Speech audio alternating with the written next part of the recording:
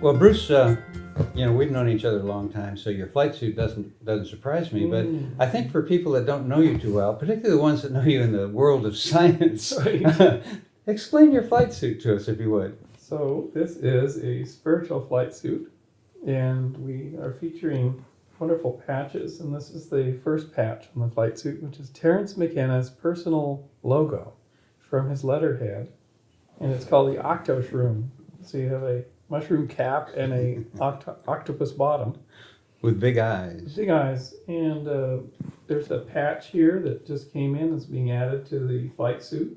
And it's really just to, kind of like the things that you used to wear in the Navy. I mean, it represents places you've been and come back for, and some you haven't come back from.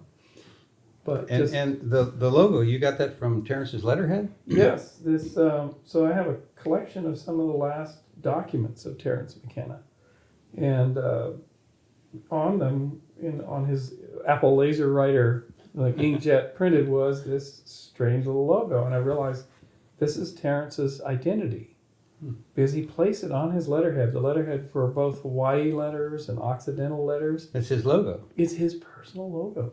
So when we were thinking about this spiritual flight suits to be able to make all these patches for people and sell the patches, I rushed in and grabbed the letter and said, let's do this. Let's bring Terence back to us and to Orcas here in Convergence.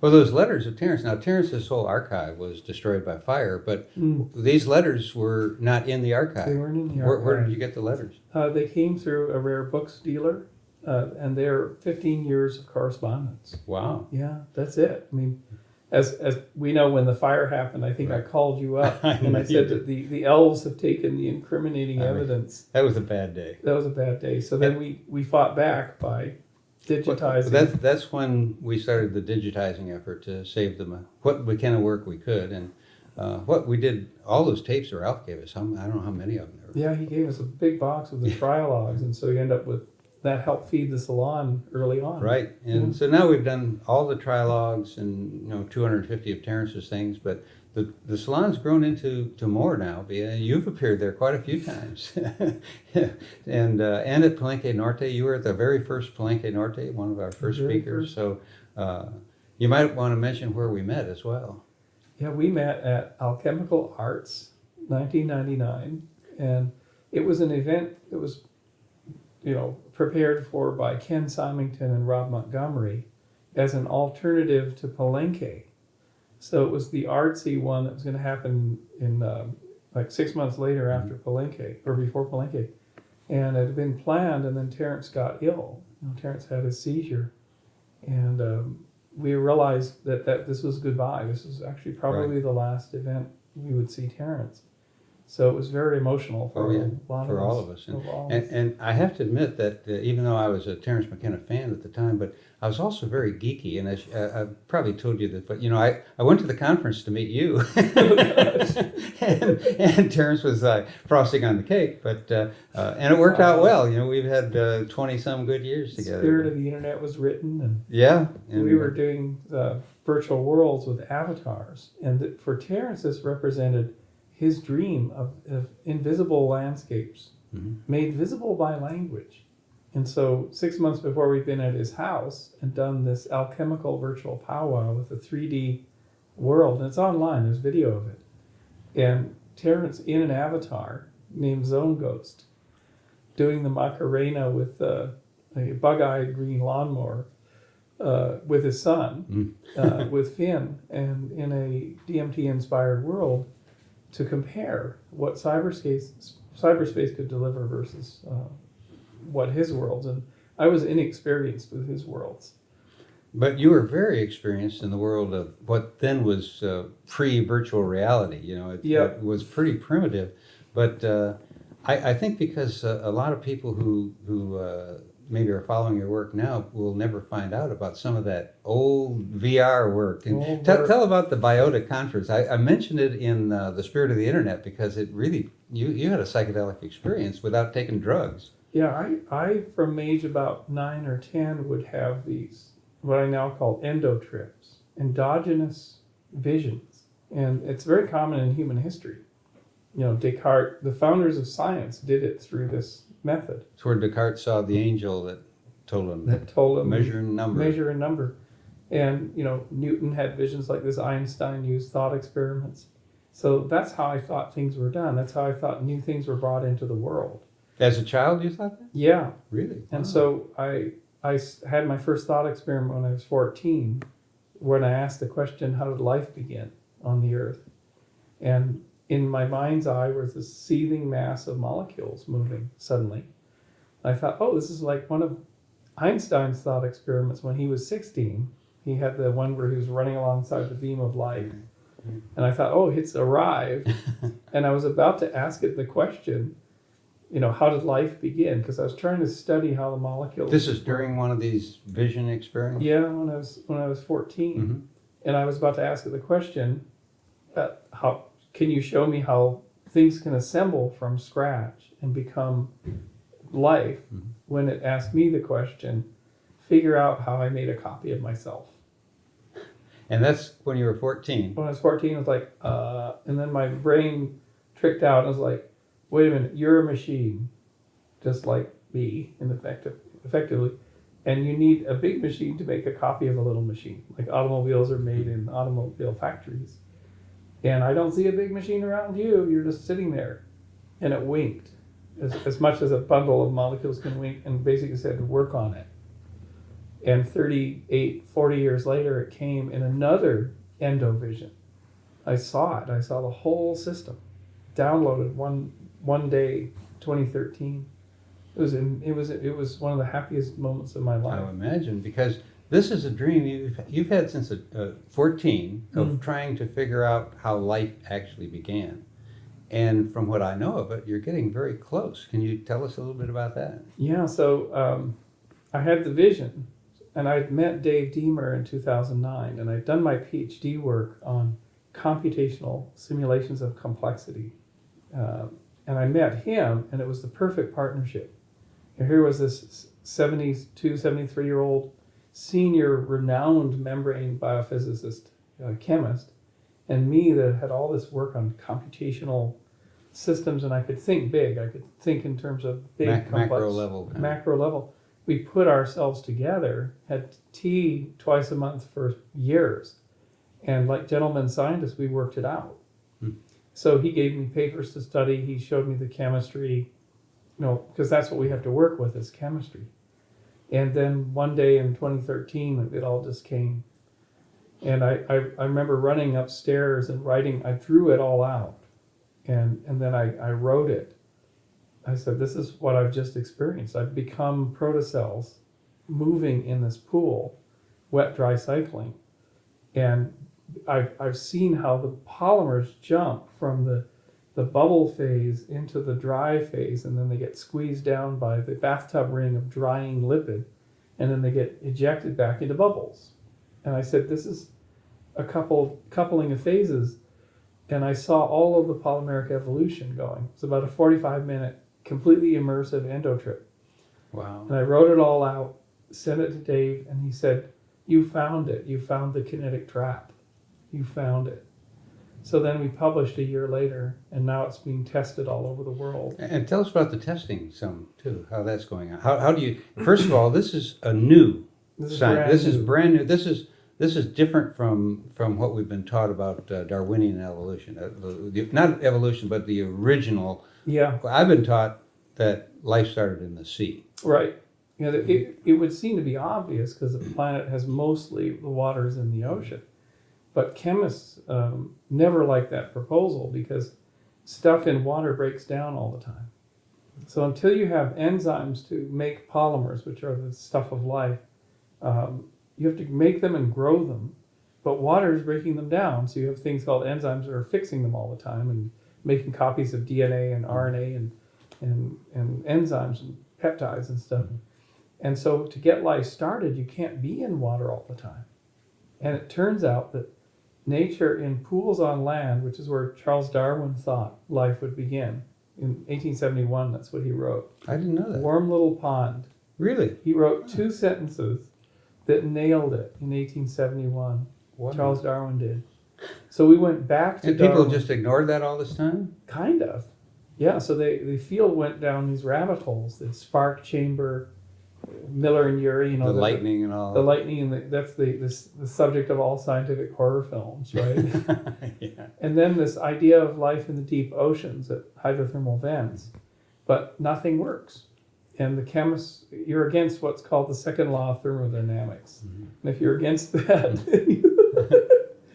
so Dave, in the 80s and 90s, figured out that if you drive solutions down in the presence of these membranous lipids, they squeeze all those building blocks together like a zipper, and then they form the long polymers. Huh. And we've done that for 10 years in the lab, and then I started taking it out to hot springs. So I put on my floppy Indiana Jones astrobiologist hat with a different flight suit, and I go to Yellowstone with permits, because you have to have this properly permitted, and we take acidic and alkaline waters, and we formed the compartments, we formed the vesicles. And then I took all of that science down to Rotorua in New Zealand last June, and we immersed 100 experimental vials in a heat block into a 95 Celsius bubbling, spitting hot pool, slightly acidic. And then I hydrated and dehydrated, just like we think was happening on the early Earth, and it worked. It worked so well. And you'll see that tonight, but it worked stunningly well. I mean, the results we got back. So there's little vials that had the dried films, like the bathtub rings in them, were cooking and making polymers. Every time I put a drop back in, 1 trillion compartments would butt off and be selected for, and then dry back down, squeeze back into the bathtub ring, make more and make more and make more. It's an engine. Because anything in life or in mechanics has to be driven by an engine process. And we found a natural engine. Because every time a geyser goes off, it fills the pool, and it's very regular. Like Old Faithful. Right. Yeah. So where is this being researched now? Where are the labs tests taking place? It's everywhere. Georgia Tech, University of Paris, University of Washington here in Seattle, UC Santa Cruz, where we started this thing, in Japan, in India, in University of New South Wales. And this is all research going on right now as we speak. And we met up with geologists from Australia 4 years ago, and they took us to the site of the oldest evidence for life on Earth. And tonight I'll talk about that trek a little bit, because people sometimes think, well, these scientists sit around in the Ivy Tower, but you actually get out in the field. You went up to the shale up in Canada. The Burgess Shale for the Biota project. Right, and now Australia. Tell about the trip to the Outback, what you all did. That was amazing. So we took this very bizarre bus that was a converted truck with a bus shell on the back, because it's Outback, right? It's really rough country. And we drove from Shark Bay in Western Australia, where you find these rock towers pointing out of the water, and they're called stromatolites. And they're modern versions of the ancestors 3.5 billion years ago. So it's a saline bay, and these rock towers are spongy on the top. You can push them, and that's microbial mats that mineralize the layers underneath them so that they don't lose access to sunlight when sand blows over them or washes over them. And so then we drove from there to the North Pole Dome region of Northwest Australia to find their deepest ancestors, 3.48 billion years old.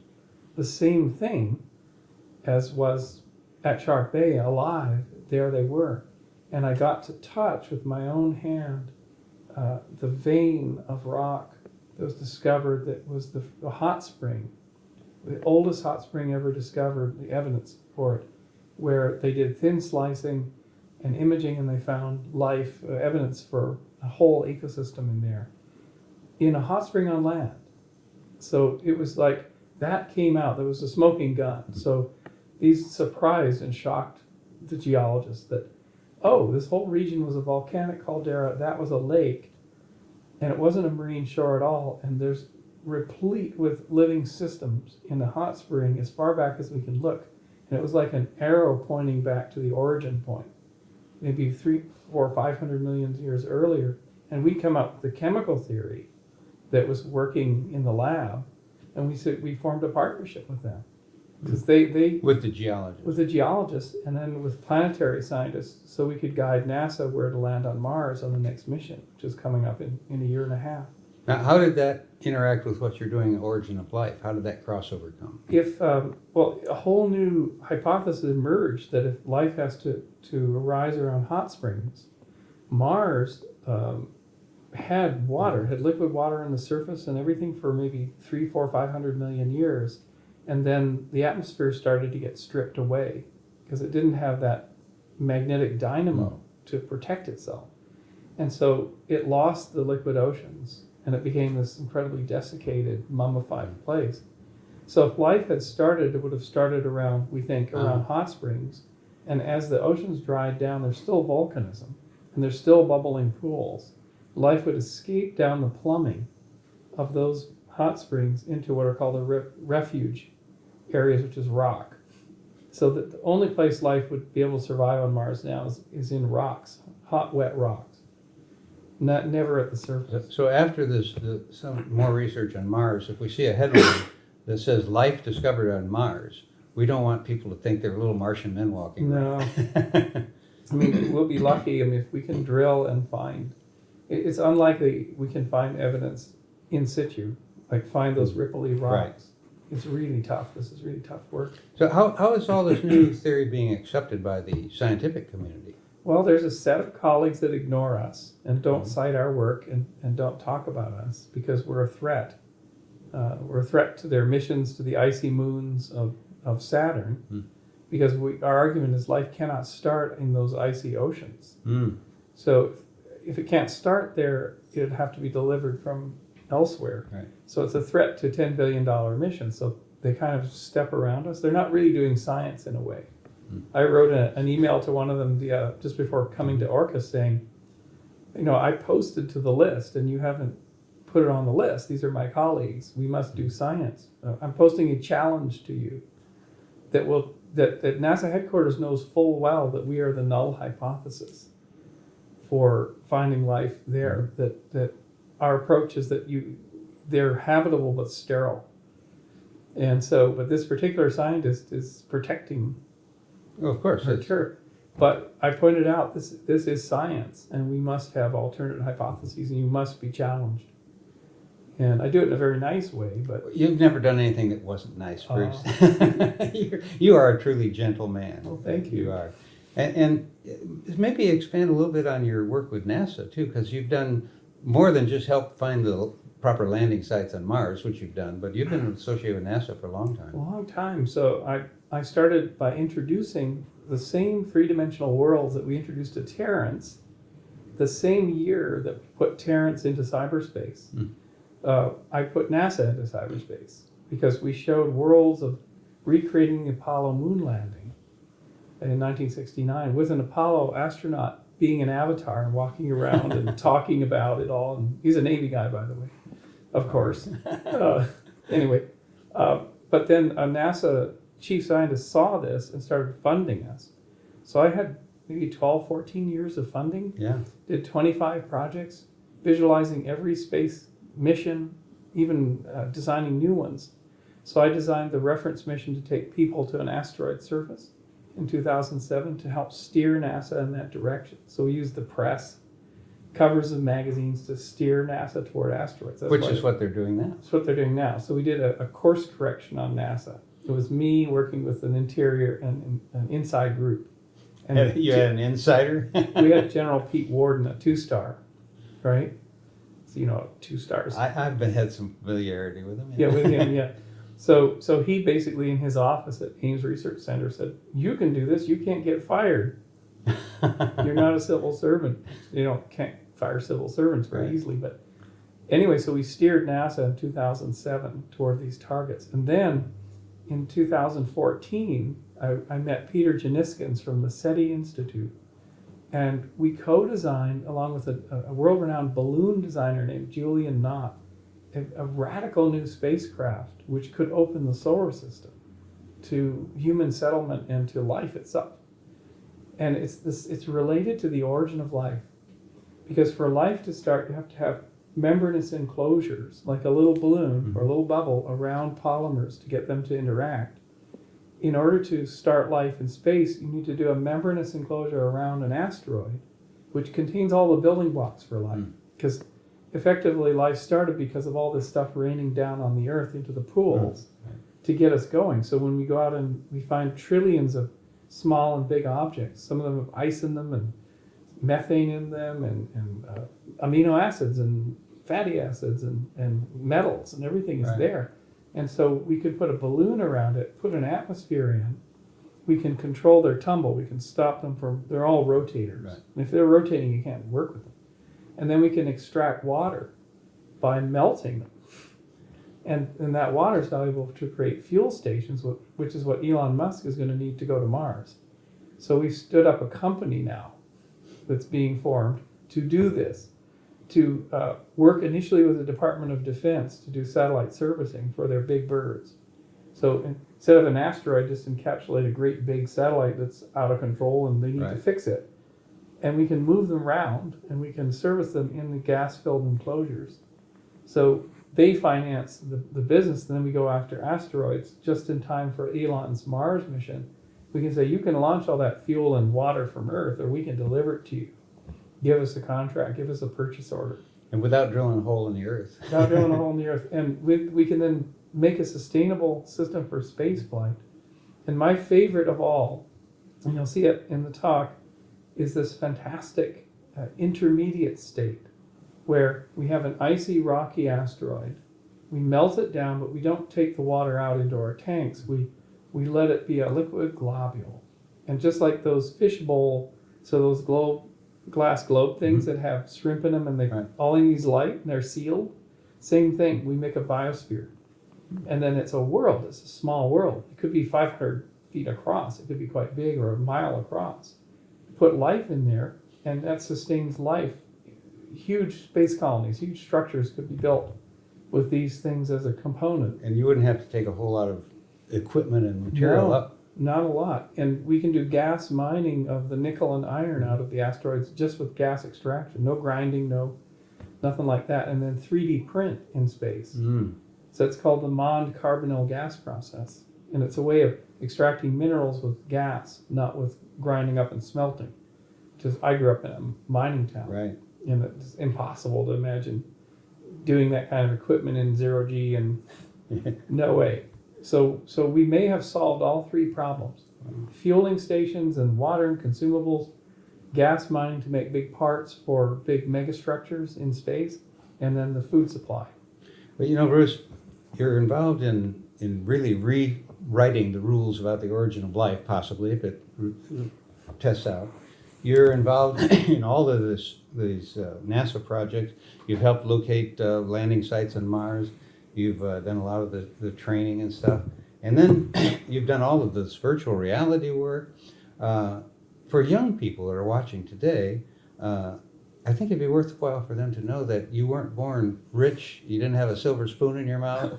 And how did you go from a 14-year-old boy to thinking about the origin of life to where you are now? But that first few steps, and I'd sure like to hear about the European adventure when you set up a lab over there.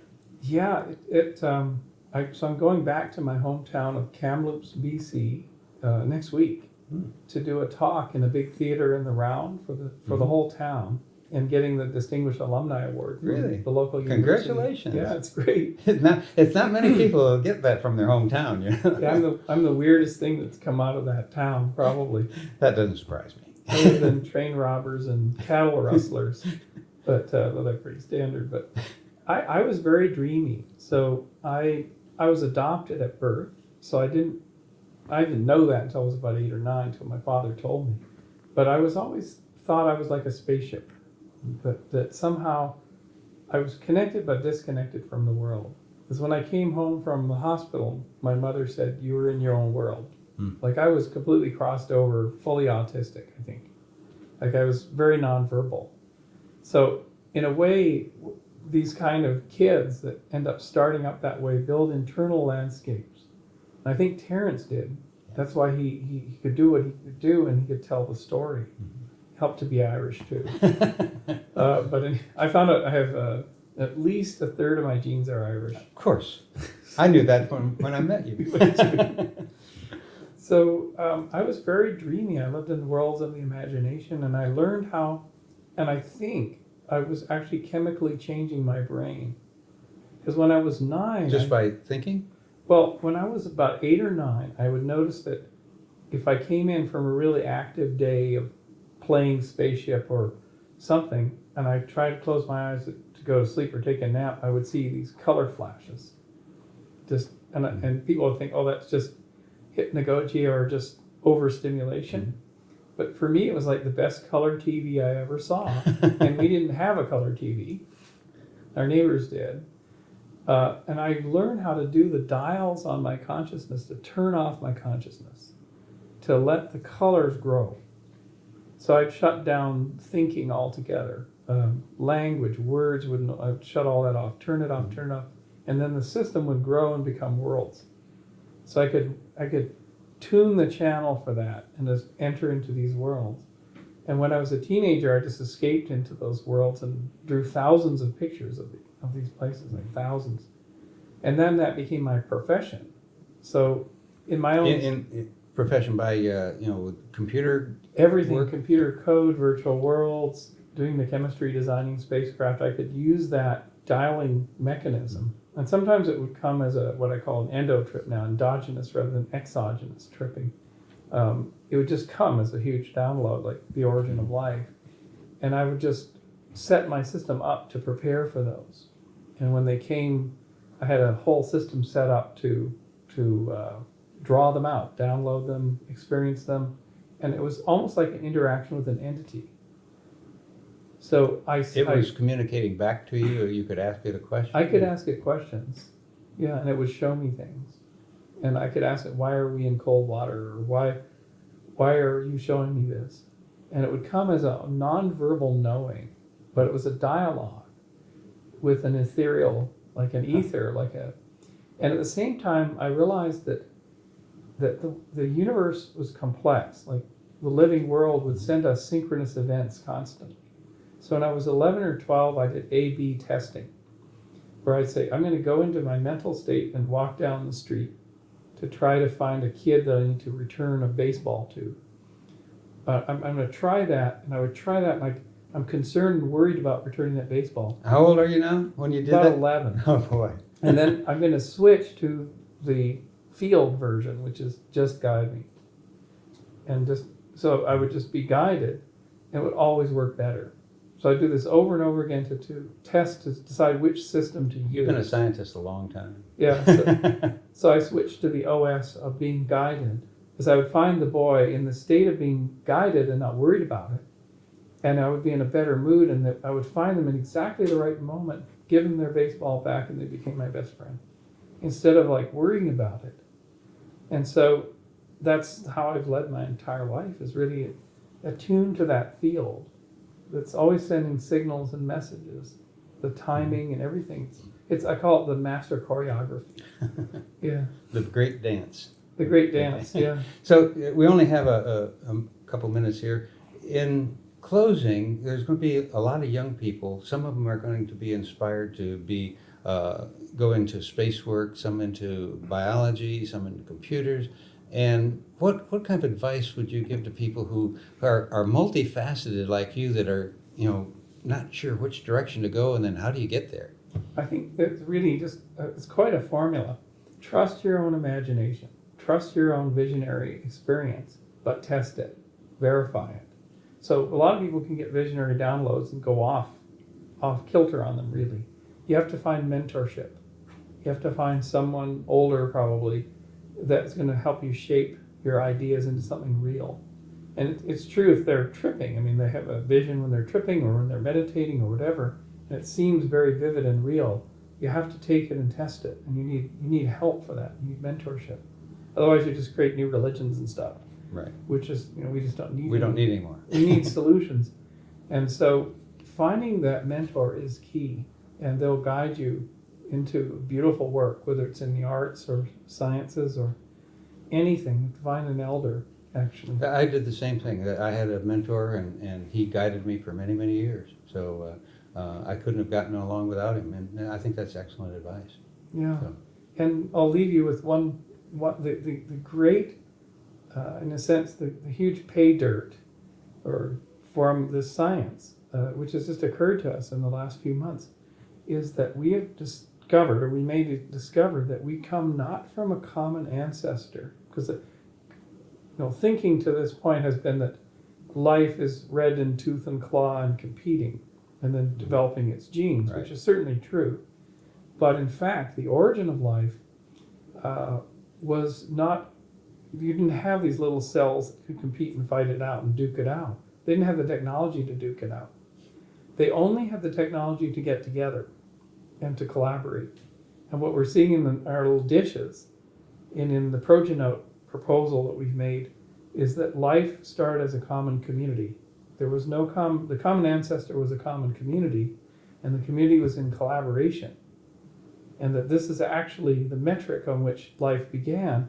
And when you start seeing through this lens, and I'm going to present this in the University of Cambridge in a week and a half to the Center of Evolutionary Biology, that there are no individuals. And the individual is a fiction of the human mind. Because birds don't feel their individuality. They're part of a network of singing birds. And when we were tribal, we were not individual, we were in this network body. And so in the last 2,000 years, we've made this fiction up of an individual separate from others. And the separation has created this grief on the planet, this myth of separation. And so if science shows in the 2020s that we come from a common community and that communities and networks and collaboration are the predominant and sole mechanism of our creation and our evolution, it will roll into the culture like relativity did in the 1920s from Albert Einstein. It has powerful spiritual and transformative cultural power. And there's no better place to be talking about this than at the Convergence here on Orcas Island, because it's a community that's converging together, and who knows what will come out of the new life out of this. Who knows? Yeah. Who knows? So, Bruce, I really thank you for your time and for your long friendship, and I look forward to our next adventure together. I look very much looking for it. It might be tonight. It could well be. Be well, my friend.